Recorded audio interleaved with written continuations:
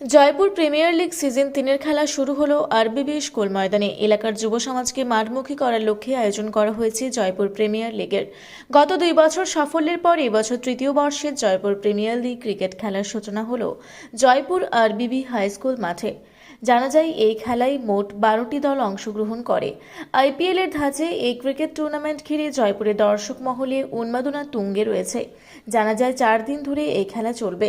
উদ্বোধনী অনুষ্ঠানে বিশিষ্ট সমাজসেবী দিব্যজ্যোতি সিংহদেও ছাড়াও অন্যান্য বিশিষ্টজনেরা উপস্থিত ছিলেন। জেপিএল প্রিমিয়াম লিগের শুভ উদ্বোধন। এই ক্রিকেট ম্যাচে প্রত্যেকটি ক্রিকেট প্রেমী এবং ক্রিকেট দলকে শুভেচ্ছা, অভিনন্দন এবং ভালোবাসা জানাচ্ছি। তোমরা প্রত্যেকেই আমাদের মাটির প্রতি ভালোবাসা, ক্রিকেটের প্রতি ভালোবাসা, মানুষের প্রতি ভালোবাসা বজায় রেখে সুন্দরভাবে খেলাটাকে পার করো এবং যারা খেলাটা পরিচালনা করবে আম্পায়ারদেরকেও শুভেচ্ছা, অভিনন্দন এবং ভালোবাসা।